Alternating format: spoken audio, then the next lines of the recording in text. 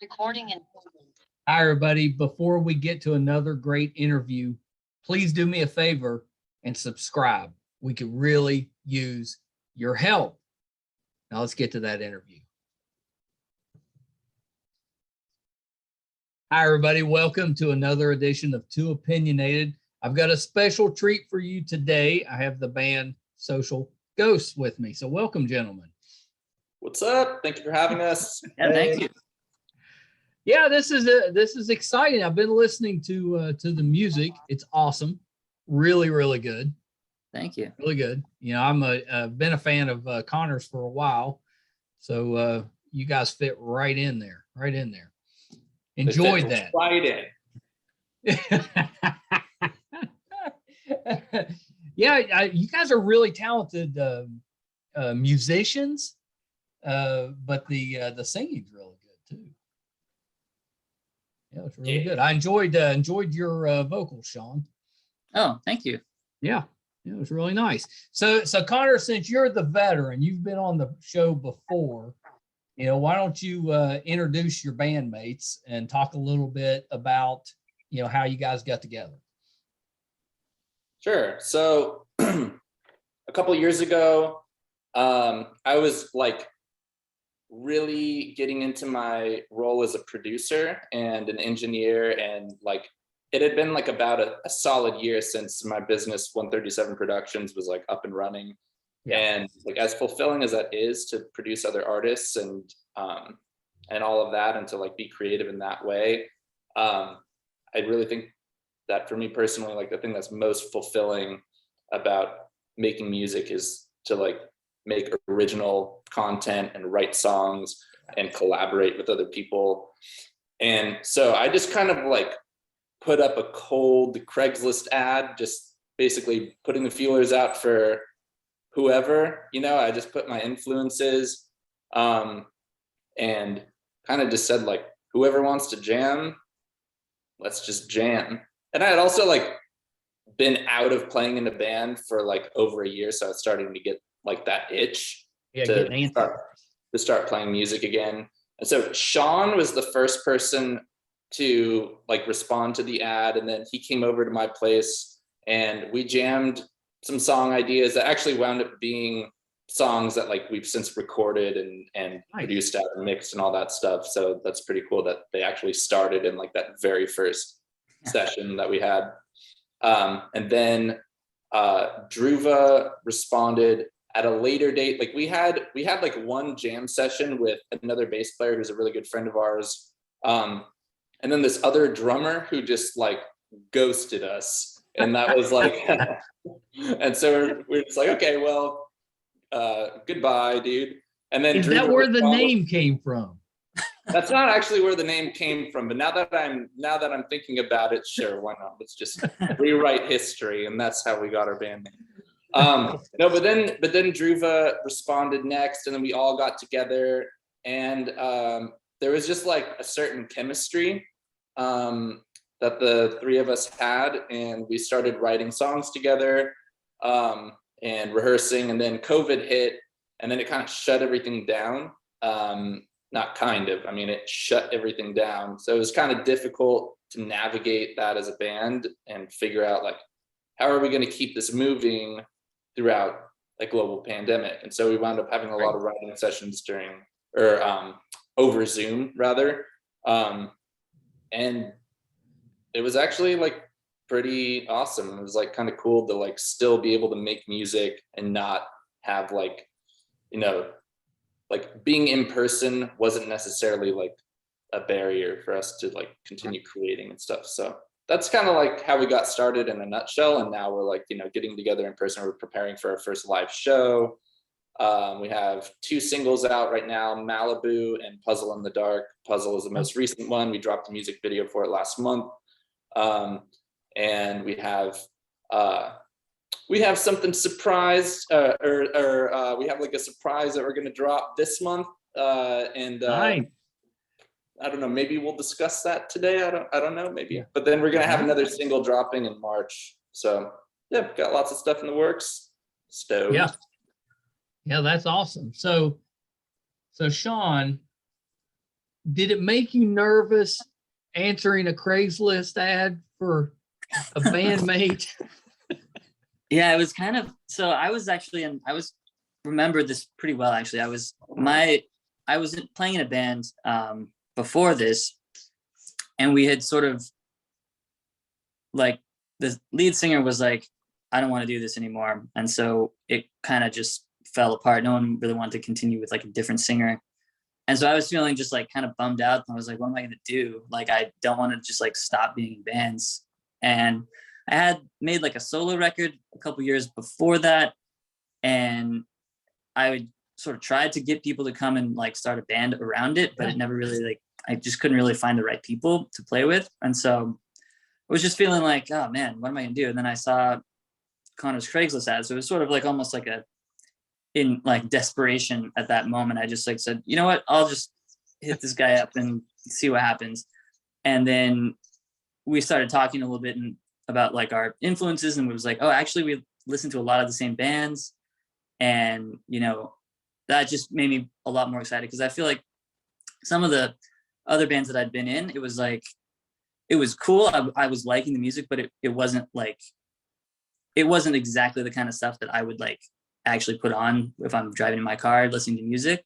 Right. And so the opportunity to work with Connor and like try to write and actually do those types of songs was very, you know, appealing to me. So I was excited to meet up with him and start writing.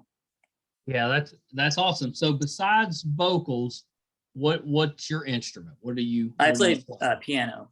Oh, very nice, very nice. I had 2 years of piano lessons from my music teacher aunt, and probably the worst 2 years of her life. It did not stick. I felt, you know, now that I'm grown up, I'm like, boy, I really wasted her time. I have to compliment Sean for a second, because like his piano playing, like he just makes piano work on like literally everything. Like it's crazy. Awesome. Like and like, I don't know, like if I come up with a guitar riff or something, he just like plays something that is just like so cohesive with it. It's like nuts. So there's just like a good chemistry between. That's between awesome. The three of us. Yeah. Sean, do you play by ear? Combination of, I'm not a great like sight reader, so I play well like based off of chords. Like I'm always asking these guys to like write out the chords of the songs, their song ideas for me. But I don't really read like traditional sheet music very well. So it's sort of like half by ear, half by like, I don't know. I actually kind of like to describe my like playing style as like playing guitar but on a keyboard, because you know I'll go to like, you know, like look up like guitar tabs like online and like learn how to like play popular songs like from that. So I think that probably helps me like write parts that fit well with guitars, because I don't know, I'm just like drawn to that type of song structure. You know? Yeah, that's really neat. That's really neat. So Dhruva, you came in a little bit later, not too much later, but a little bit later with that. So, you know, what was that like? Because these guys had already gotten together. You know, were you able to fit right in, or did you have to work at it a little bit to find that you know, that kind of combination? Yeah, well, I think you touched on something, which is the Craigslist aspect, which is, you know, when I answered the email or the ad, I was lucky because Connor had posted a link to his old band, some of his music. So I knew at least he was pretty good. And I was like, at the very least, he's good enough at producing. And he makes the stuff sound good. So that's important. But when I came in, it was interesting because I knew there were a few songs written, but I was coming in primarily as a drummer. And I play a few different instruments. So I think it wasn't until like a month or two in when there was a full-on lockdown in Los Angeles when I kind of started expressing or sharing some more of the songwriting side of things and being a bit more like, oh, by the way, I also write songs and play. And they were super receptive to it. That was more on me. But it was a pretty easy fit. I think that the music's good, you know, not to toot our own horns, but the music's good and it's fun to play. And I think those are the two most important things when you're in a band. besides like genre. You know, if it sounds good and it feels good, then like what else you got to worry about, man? You know, so it was a pretty good match. Yeah, that's awesome. That's awesome, and kind of a unique way to get together. But I love it. So what made you decide, you know, on a trio? You know, did you think about adding other members at some point, or you know, were you like this works? I mean, go ahead, Sean. We've done a couple of jams with like bassists that we know. So, I mean, honestly, we might add another member at some point. I think it's sort of like, we just had really good chemistry with just the three of us. And then with, you know, during COVID, like not really being able to play live, we just were like, let's not complicate it by adding another personality into this when we're pretty much just like a studio band for the time being. It was already like three cooks in the kitchen too, because I think like with us, like the three of us, we have like this very special, rare chemistry where like we all write songs, and when we co-write together, it's like there's just like a perfect balance, and we like complement each other's songwriting contributions really well. And so like what Sean was saying, like the idea of adding another member like could, I mean, potentially jeopardize that. I mean, we just didn't want to risk it at that time. We just wanted to like what we had and continue working, like a good working chemistry. I complimented Sean, so now I have to compliment Dhruva. This guy can literally play anything. Like you could give him any instrument and he shreds at it. It's crazy. And like an insanely good songwriter, and he'll throw, like when we're recording stuff, like he'll put these parts on the recording that like I don't think anyone would have ever thought to do, and it just like helps keep everything like unique and awesome. So now you guys really have one compliment from me. So now I'm done. No more compliments. Connor has really good hair now. I would say so I think piggyback off that, you know, kind of putting all those questions together, like why not a fourth members? Because it's like Connor said, I think all three of us definitely have shared commonalities in our musical interests and tastes. I think all of us like melody, which sounds dumb, but you know, I was in like jazz bands before that were like atonal at points, where it's like, yeah, like we don't want to have melody in the band. We want to just shred, right? I think all of us enjoy like music people can listen to, right? Like none of our songs are 8-minute odysseys. They're all like 3 minutes, 4 minutes, which is great. It's good indie pop music. But what I would say about Connor is that I think he is very good at having an ear for the audience that I think shows his skills as a producer. And by that, I mean, I feel like Connor can really pull out the best in a song and has a really good talent at that. So I think a lot of musicians I've played with, and like I said, I've played in a lot of different bands, especially jazz bands, they're really good at creating things, but they don't have an ear for like discerning what's important in the song, right? I think Connor has a really good, mature, discerning ear for editing things down and making things sound both complex but accessible, which is the key to like all good music, right? Like that's why the Beatles are good. That's why the Beach Boys are good. All these bands, they're both, you know, you can hear it and be like, that's awesome, but you can also write like a thesis paper on like a day in the life, right? So I think Connor has a really unique skill as a producer, which is why we let him produce our stuff. It sounds like you guys are just like it really fit together well, like you complement each other. Literally. Yeah, I would say so. Yeah. So okay, so what were the names that didn't make the cut? Ooh, do we have any names? I don't even know. We must have had some ideas floating around. I think Social Ghost was like one of the first 3 or 4, because I remember when we came up with it, it was like in the pandemic and it just sounded cool. And I think the bigger controversy was how are we going to stylize it? Because was it going to be lowercase?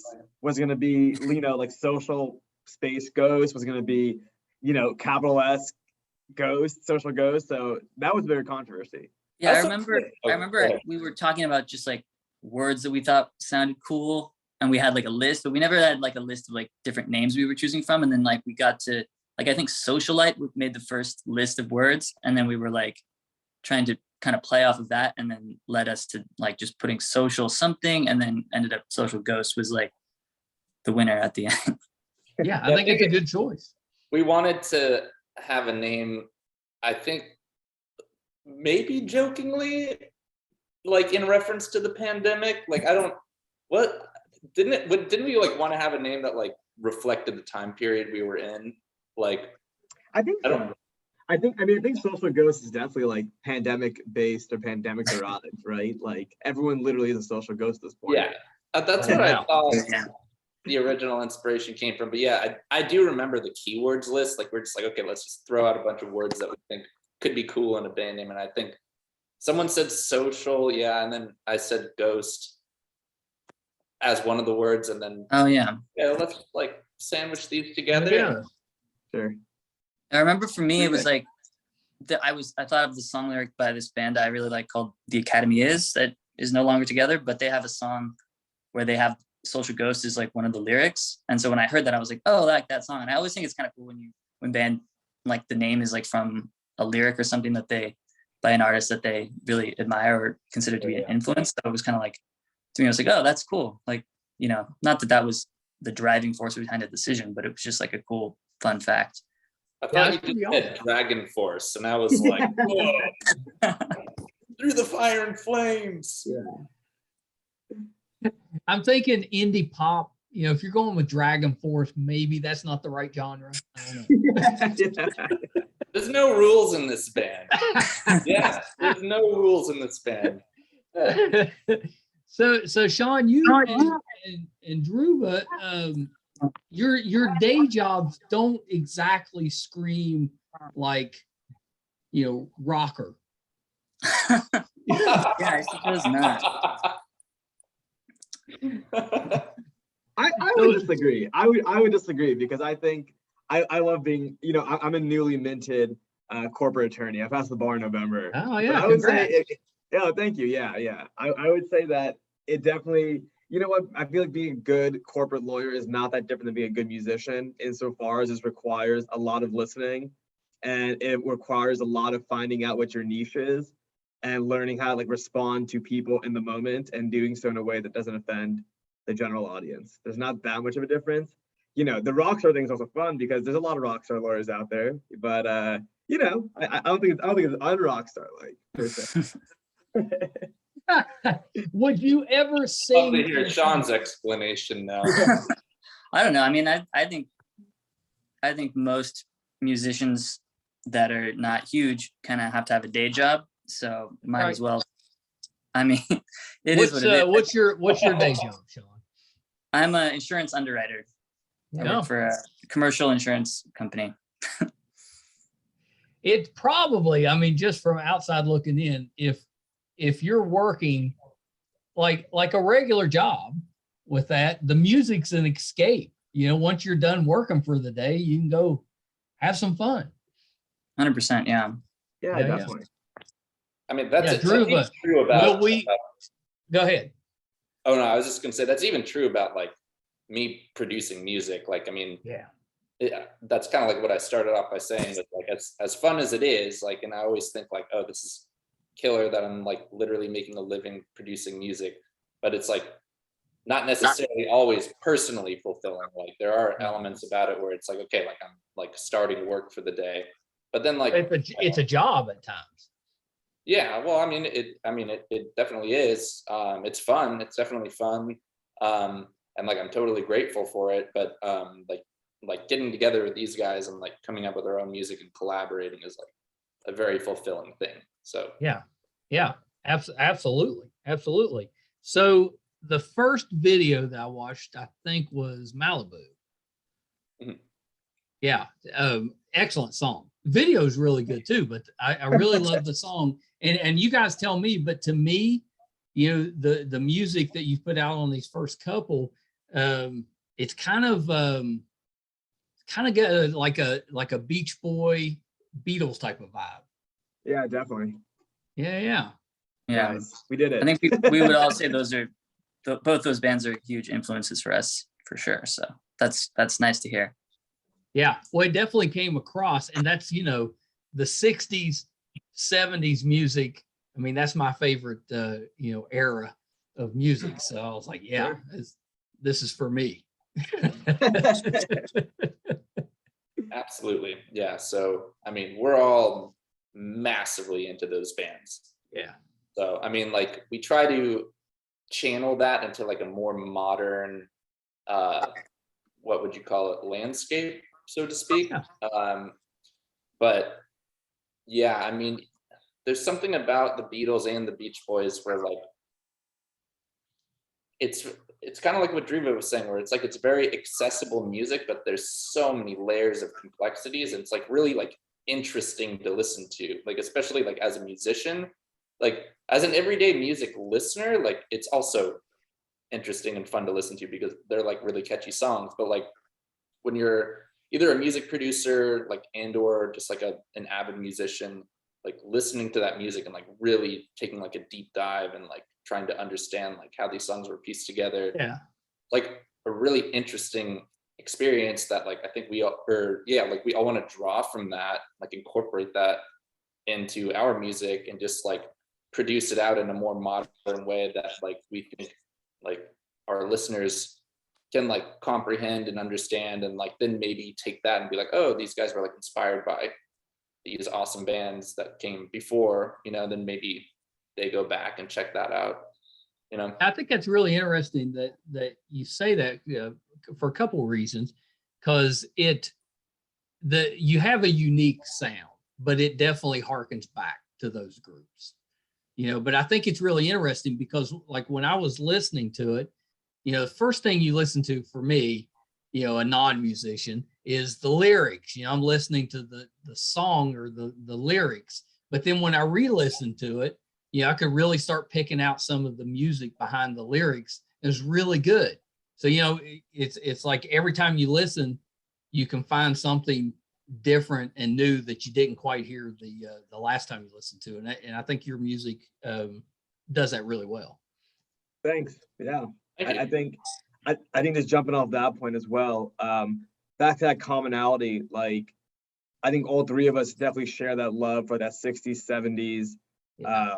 pop back in the day. I don't know what to call it. Like I love the Zombies and stuff too. I got a Beach Boys tattoo. Like I'm a Beach Boys fanatic. But I think all three of us, what makes it more unique is I think all three of us in developing as musicians have like latched on to different parts of what we like about those bands, right? So like I would say, for example, Connor is very good at like writing pop melodies. I'm like absolutely terrible at that. Like I have no ear for that. I always say Connor, I'm like half the time is ripping off Bach, right? Like that's kind of my joke. Is that like, you know, he's the only one who knew how to write real music. But like, Connor's a great ear for that. And I feel like for Sean, he has a really good ear for like layering and exactly what Connor was talking about with piano playing, like just the right amount of complexity that like adds to the song, while it still is also melodic and beautiful in the way that like the Beach Boys and the Beatles are. I think for me, I just obsessed with like multiple layers like a cake of, you know, guitars and all this crazy stuff. And, you know, drums are like a polyphonic instrument where you just layer a bunch of stuff on, hope it sounds good. So it kind of makes sense that like I like playing drums. But it's funny because we still all share, you know, we can all listen to I Saw Her Standing There or God Only Knows, a Surfer Girl, but all like different parts of it. But that's why I think our music is cohesive, but also kind of pulls you in different directions all the time, in a good way. Yeah, that's a really good point. So Malibu, what is Malibu about? It's girls in California, man. What else do you need? what every song is about, you know? I think 90% of music pie, the other 10% is like, I don't know, taxes. I think Malibu is like just symbolic of like a relationship situation that just kind of like went south, you know, and like maybe I think it can mean different things to different people. Like it could be like figurative, you know, or it could just be like, okay, literally like the relationship, like a lot of things that happened in a relationship took place in Malibu. Like it's a cool place to hang out. Like I've literally been on dates in Malibu and stuff. Yeah, cool place. So like, I think it's really just about, I don't know, relationship stuff, you know, and Malibu is the setting. kind of like the lamest answer I could possibly give, but like it's true. We were just like literally like, okay, like we should write a song about Malibu. It's like the sound of the song is beachy, you know, like you kind of like nailed that comment about the Beach Boys Beatles thing. Like that's exactly what we were going for. So we're like, okay, like think beachy with the lyrics. Okay, Malibu. Like, doesn't really get more beachy than that. No, it's pretty beachy. So, It's funny though, because that song is actually like, if you listen to all the words, it's like actually really sad, even though it has like a catchy tune. I think that I remember writing it, we were kind of like, we were like, okay, let's write a song about, the beach. And then it's like, just we kept writing each next line, and it just got like sadder and sadder. I love that though. I literally love that. Like, that Third Eye Blind song, Semi Charmed Life? Do, like that song is like the catchiest song. They used to play that like at Disneyland, like that was a thing. And like it's literally about crystal meth. Like it's crazy. So like I really love that. Like the music draws you in so much, and it's like catchy and like listenable. And then like in some cases, like it makes you like either not deep dive into the lyrics, or like, not really understand, or like take it, as like at face value. So I don't know, like the lyrics are definitely dark. Like there's a huge contrast to like how the music presents itself. So yeah, I think that's really a good job though, because if you're kind of dancing, bopping around to a song, and then later maybe you're just paying attention to the lyrics and you're like, hey, that's really good. So how did the video come about? the Malibu video. Yeah. We did, okay, so we had a photo shoot actually, and we were just like, why don't we, like, since we're all out together, like, and this was like in the midst of the pandemic, like there were no vaccines at this time. So like, that's why like we're all like, masking up in the video and like, all that stuff. I think we're just like, let's just get some footage and then just like comp together a video. Like we don't need to make like some super like high budget music video. Right. Like we're a new band. We have one song that's like done, ready to go. Let's just get some footage, comp it together, put the song behind it, and just put it out there. And that's what happened. I think for us as well, like that like DIY aspect, because we record. I think the only part of our creative process that we don't do internally is mastering. And even then, like that is like the end final step of the entire process, right? Like that is the last possible step. So Connor produces everything, we write everything together, we record everything together. So I think for us, at least for me, especially because we did manage to pull off recording stuff during the pandemic, in the pre-vaccine world where it was like really scary at points, like, hey, should we have band practice? Like we may have had an exposure. What's going to happen? All these things. Right. I think for me, it was just kind of nice to be like, we're still going to DIY our music video even, like that was like the next step was like, okay, let's just do this by ourselves. So it was fun. It was cute too, and it's cool because we did have some footage of us recording the song that got in there. Like almost all that footage of us recording is us actually recording the song. So it's got a nice time capsule of like this song that will like be on Spotify or whatever forever. And this video that just has us recording it, that's like also out there, I guess, forever. So that's kind of cool too. Yeah, it's pretty awesome. And it's a good video. It's a good video. I always wonder if, generations from now, when they're looking back at the music and watching the videos and stuff, are they going to be like, why are they wearing masks? What's going on? At some point, this has to end. It definitely feels like, it definitely feels like a moment in time now. Like, it does. Once the vaccines hit, then it was like, there's still, we still wear masks and everything like here in California, but like it definitely, like I look back at that video, I watched it kind of recently, like a few weeks ago, and I was like, oh my God, like we were seriously like masking up. Like it was, yeah, like definitely like it's different time, scary time. A little bit. Yeah, for sure. So if I remember right, you're starting to get some play on like one of the California radio stations. We got played on 92.9 KJEE, which is the Santa Barbara modern rock station. It's a station I grew up with. So it had always been a dream of mine to be featured on there. And I don't know why, but like none of my previous bands like made the cut, but this one did. So stoked about that. So yeah, it's pretty lifelong cool. dream. It must mean something, you know. I told you, if you keep ripping off Bach, it works at some point. Did you know ahead of time when it was going to play, or was it just by chance? You knew? No, like we submitted it. We submitted both songs actually, Malibu and Puzzle. We submitted both, and they played. I remember the first time we did like a whole Zoom call with the three of us, like when Connor was like, because it was only playing in Santa Barbara, so I wasn't able to actually like tune in. Yeah. I live in like near downtown LA, but it was cool because we like all got on Zoom, and like then like Connor was like at his mom's place in Santa Barbara and was like, you know, turned it on. We were all like listening to it together. It was a cool moment. I mean, that's kind of neat, you know, screaming and dancing around.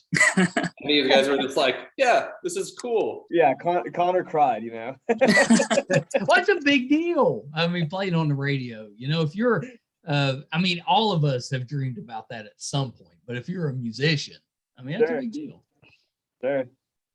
That's a big deal. I always think of that Tom Hanks movie, you know, where he's what was it, the Thing You Do, where he's, you know, they're driving around, they just happen to stop, you know, it take place in like the 50s, and they go into a store and it's playing. Express. What's that? I thought you were going to say the Polar Express. That I was going to call that out. Now I just always think, because they're like just in a shopping, you know, they're out shopping, they're in a store, and their song comes on the radio, and they had no idea that it was going to be on the radio. Yeah, that's crazy. Freaking out. I was like, that's probably what it's like. Yeah. I think for us, like something it's so funny how like things change in the music industry and generationally. Because for me, I was like, oh, it's on the radio, but it was way more cool when like a random Spotify playlist picked it up that has like more than 10,000 followers or listeners. I'm like, oh my God, we're on like the Spotify playlist. That's crazy. But it's so funny because, you know, if I told my parents that, they're like, what's a Spotify playlist? But if I'm like, hey, we're on the radio, they're like, oh, cool, your band must be like some modicum of good. That's right. You know?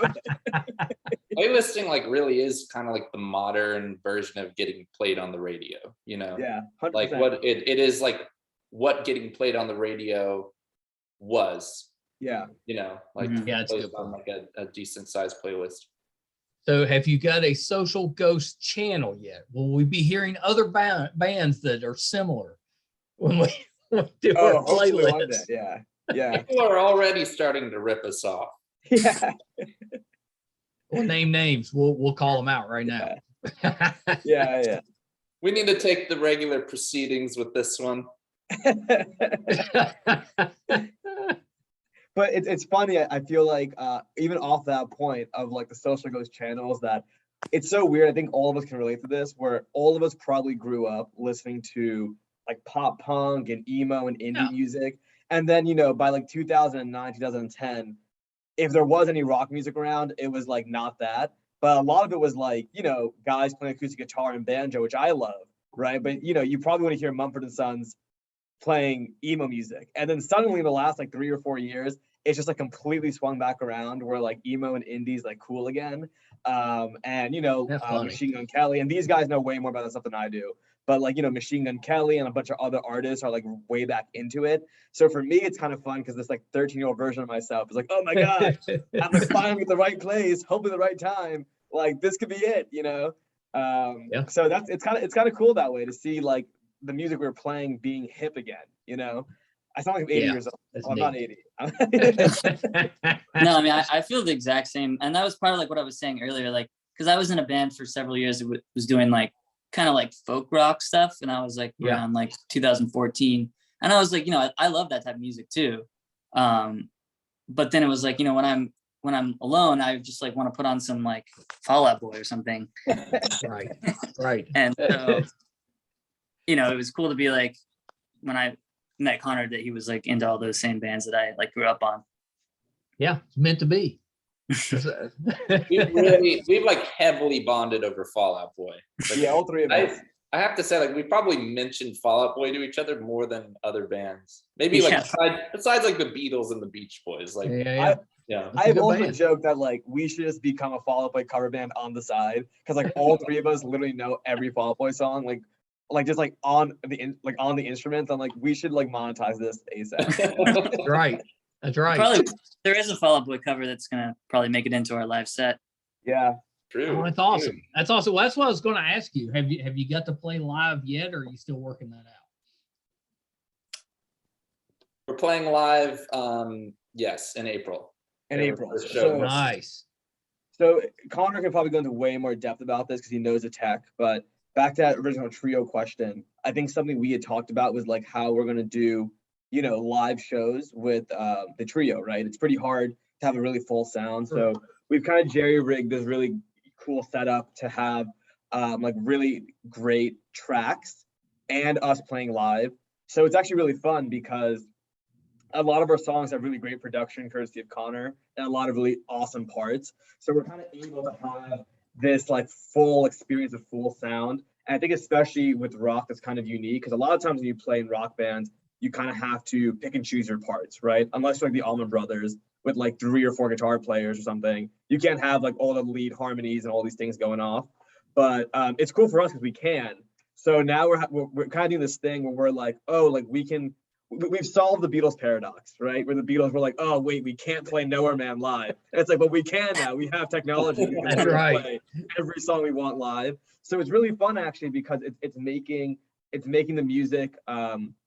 It's fun playing that stuff live with all the tracks and layers.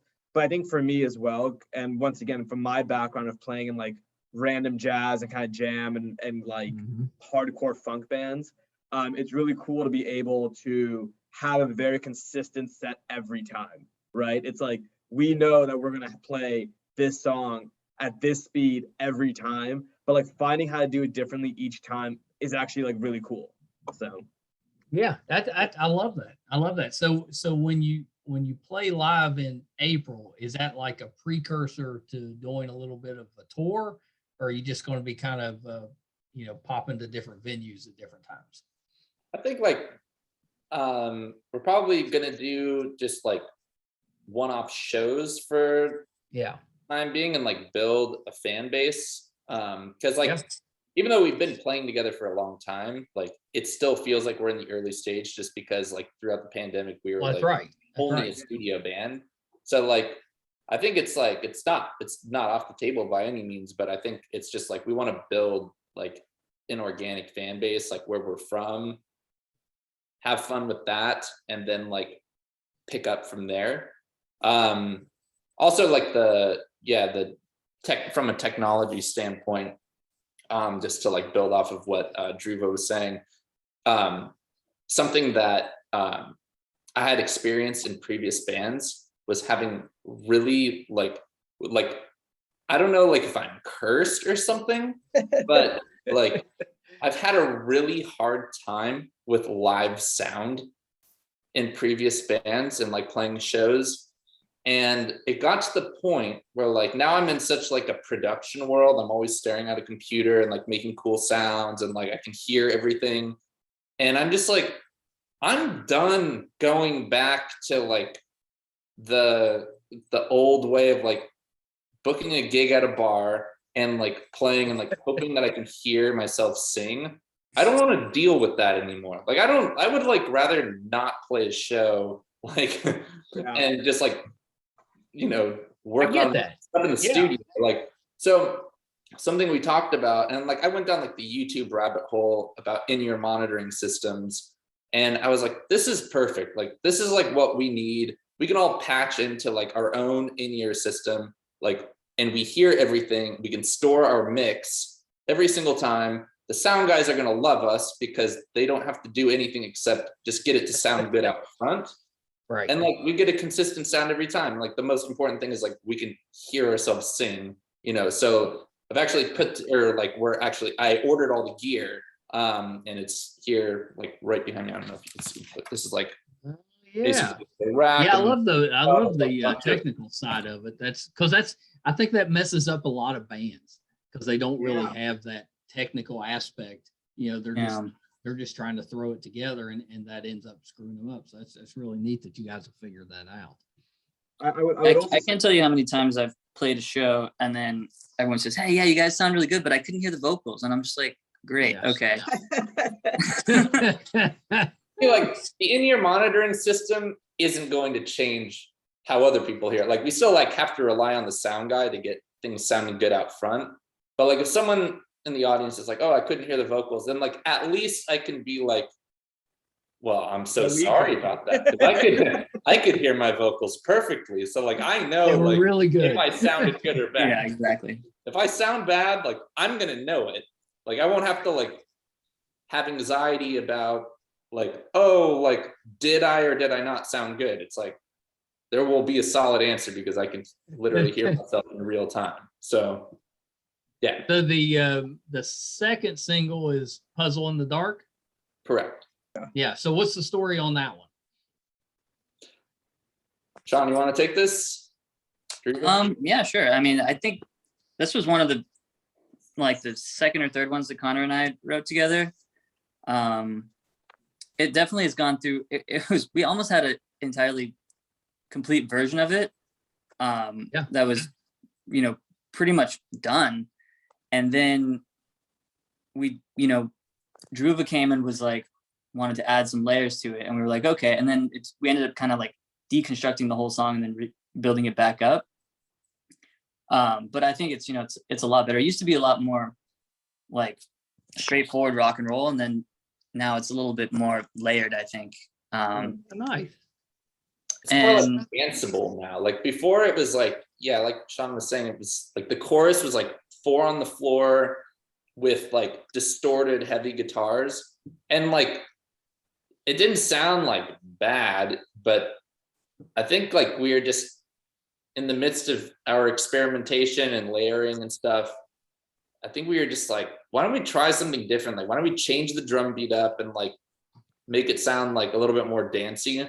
And that's kind of what we did. Like, I'm a huge fan of the 1975 and bands like that. And I felt like it would be kind of cool to incorporate some of that into Puzzle. And I think it worked out for the best.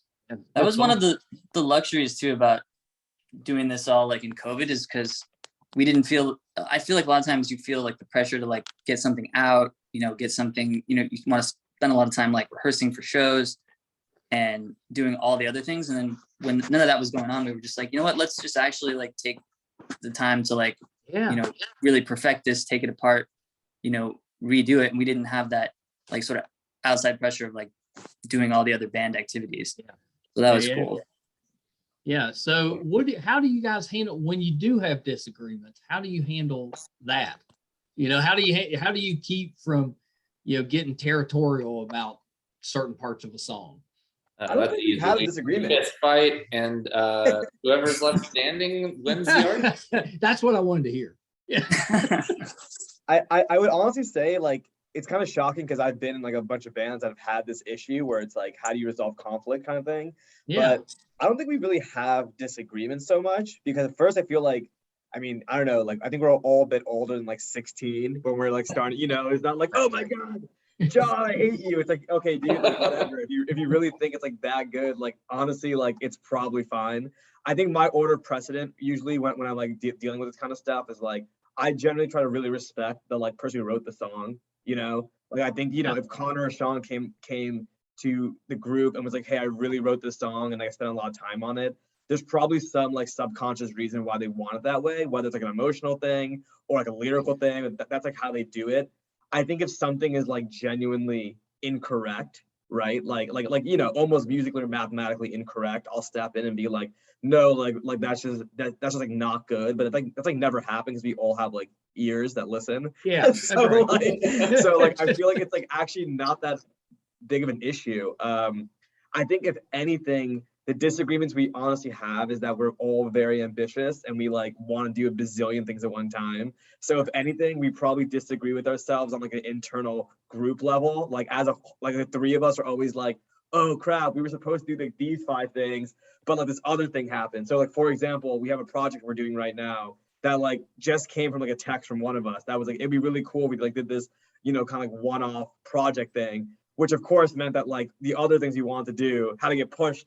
And we're like, oh, wait a second, we also have to like program all of our live stuff, do social media things. And I think that's more of like, not even a disagreement. We're just like really excited all the time about our stuff. Like we really love, like I love spending time on this stuff. Like there's a reason why after work, I like drive to Connor and Sean. I'm like, oh dude, like let's spend another 4 hours on this day. So I think the excitement and like the general just like emotional maturity of three guys probably resolves most of the issues pretty quickly. I think also like just having like the amount of like respect that we have for each other, it's like it goes a long way to just, if someone says an idea and you're like, I don't know if that's gonna work, but like let's try it and see, and then we can decide. And I think, if I come to with an idea and someone's like, I don't know, but like they're willing to like try it out, and then we listen to it, and then as long as they try it, and then if we all decide like, we don't like it, then it ends up working out as long as we're all willing to like compromise and respect each other's points of view as well. So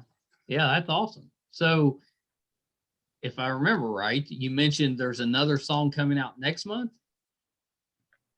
There is. Right? We're still talking about which one we want to drop, because we have like a handful of them, so we can't like announce. We're not going to say what the song is, because we could release all of them. Drop them all. For us fans that just would like to hear all of them.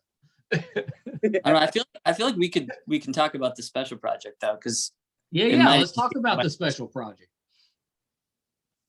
Yeah, it'll probably be out by the time anyone hears this. Yeah, I think so I feel like the new project we're doing is that it's actually each one of us kind of wrote more of like an acoustic song, and we recorded them and we're putting them out. It was originally supposed to be on Valentine's Day. We'll see if it gets out by then, but it's definitely going to be in February because the songs are basically done. But I think it's special because for us, I think a lot of our other songs were so like, we had kind of unlimited time and unlimited resource insofar as it was like, oh, like let's just add a bunch of stuff to this and guitars. I think for this one, we kind of gave ourselves pressures in terms of like instrumentation. Like there's barely any drums on the songs. It's mostly acoustic things. It's a way more stripped down, and we kind of finished the whole thing in like a month, which is like pretty cool because it kind of forces you to be a bit more discerning and focus on not like the 100th layer, just more like what is the core of the song, what are the lyrics, and all the songs. I think Connor's songs may be a little bit longer, but me and Sean's songs are like about 3 minutes long, which are pretty short. So it's been really cool, and I think they're actually probably the best songs we've written so far, which is kind of funny. So awesome. Yeah, I mean, look forward to. If you thought that we sounded like the Beatles before, then it'll wait till you hear these ones. It's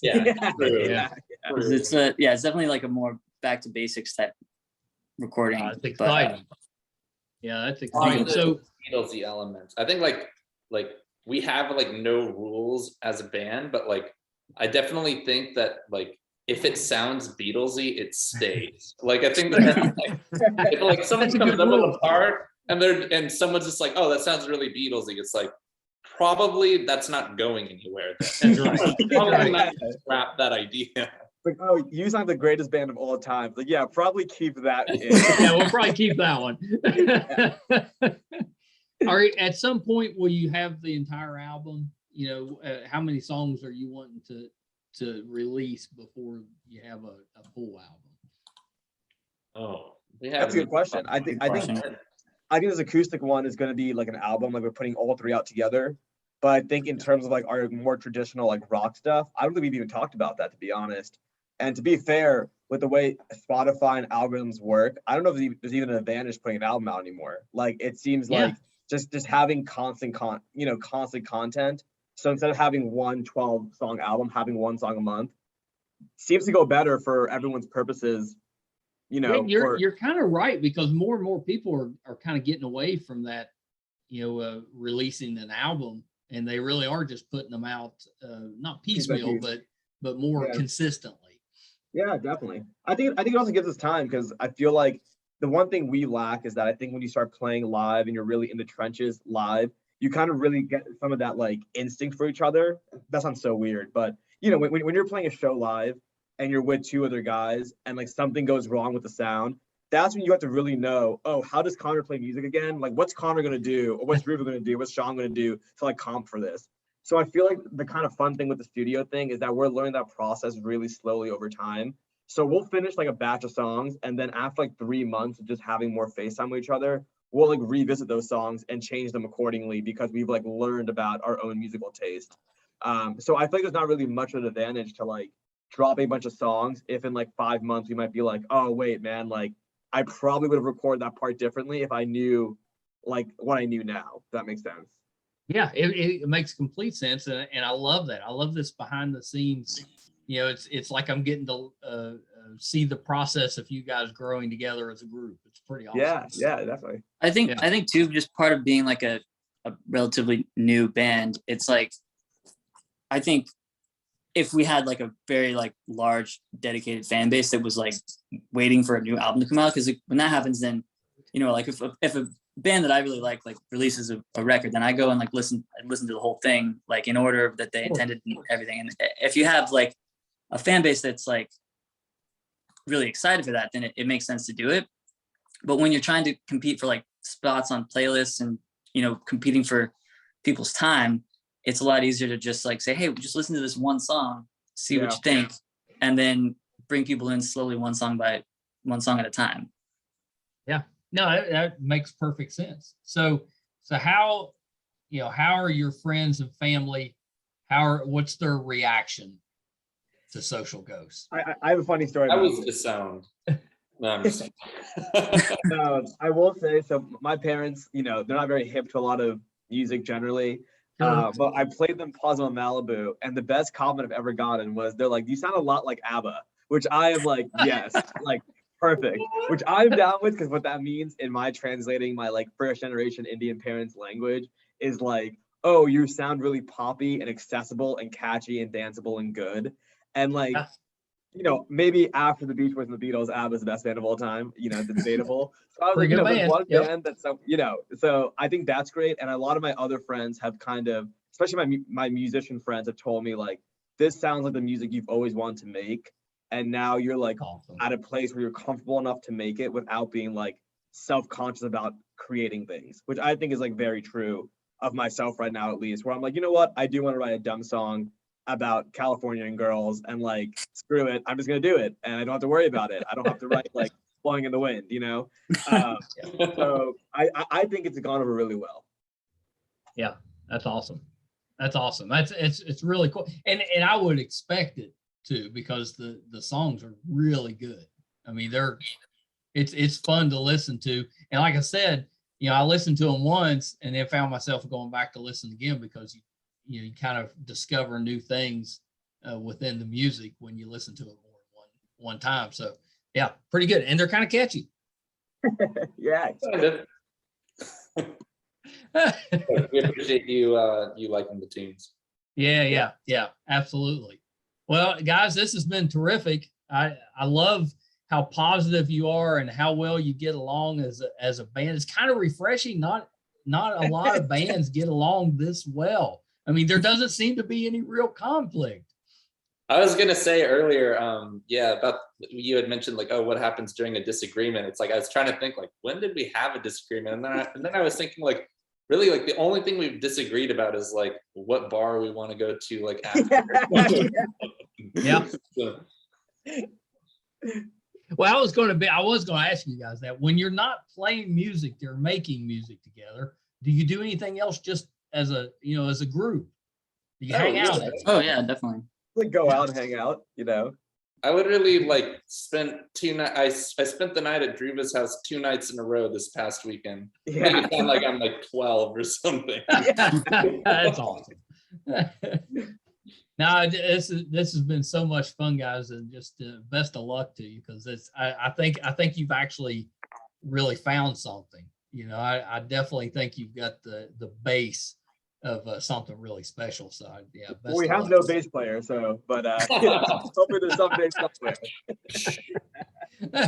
I know a really good one that lives with me, but you know, he's in West Virginia. Yeah. We'll hologram the next part in, you know, the next That's right.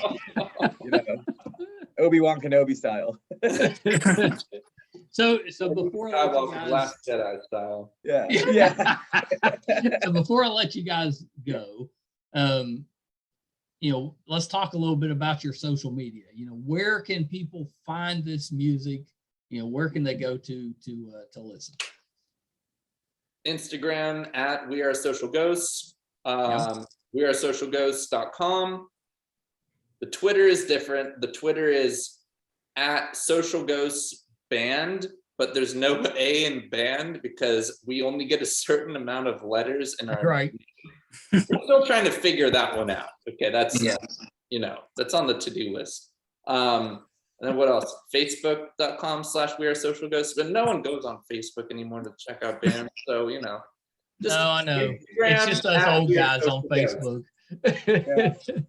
And then on Spotify and Apple Music and all that, just Social Ghosts. And I just want to stress, Social Ghosts is plural, one word, all lowercase. Okay. Oh, very nice.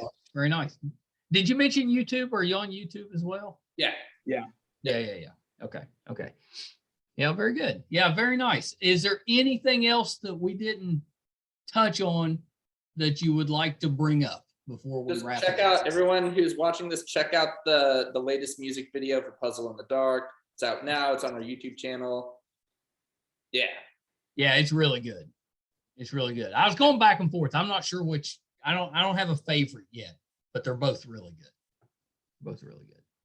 That's good. If I'm having conflict over which one I like better, that's a good problem to have. It's a good problem to have. Yeah, totally.